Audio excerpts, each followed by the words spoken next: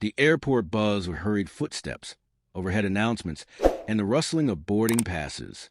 Business class passengers lined up, eager to board the 6:40 a.m. flight from Dallas to New York.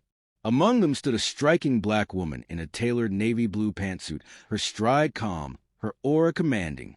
Her name was Camille Stokes, 42, composed, and the CEO of Orexin Industries, a green tech company recently valued at $28 billion. Before we continue, hit that subscribe button, turn on your notification bell to get notified for more, share to friends. Where are you watching from? Please tell us in the comments. We love seeing how far a story goes. Camille wasn't here to impress. She didn't need to. Her success spoke louder than any introduction ever could. In her left hand, she clutched her Hermes briefcase. In her right, a double-shot espresso. Her assistant had just texted, "The boardroom is prepped. Good luck today." As she reached the gate, the scanner beeped green. She gave the attendant a nod, but before she could step onto the jet bridge, a pair of TSA agents approached with rigid expressions.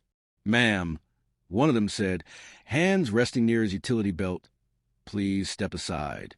Camille raised an eyebrow. "Is there a problem?" The taller agent avoided her gaze. "We've had a complaint. We need to ask you a few questions." Passengers behind her slowed, whispering, staring. Someone pulled out a phone. Camille inhaled deeply, her patience simmering. "What kind of complaint?" she asked, voice firm. "We were told you were acting suspiciously, possibly attempting to board with fraudulent credentials," the officer muttered. She blinked. "My boarding pass was scanned. That's my name, my seat. Want to check my ID again.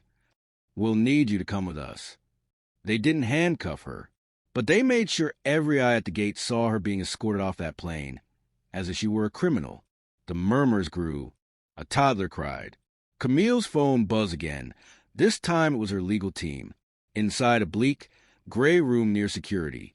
She sat as the officers rechecked her documents. It took 20 minutes before one of them finally said, "Looks like everything checks out. Sorry for the inconvenience." Camille stared at them, her voice low and chilling. "You pulled a black woman off a plane not because of facts, but because someone made an assumption, and you acted without thought. That's not just an inconvenience. That's profiling." She walked out without another word, but her silence screamed louder than any protest could. Once outside, she called her CFO. "I want our next board meeting to include a motion to divest from SkyConnect Airlines," she said coldly. "All $4 billion of our transportation and logistics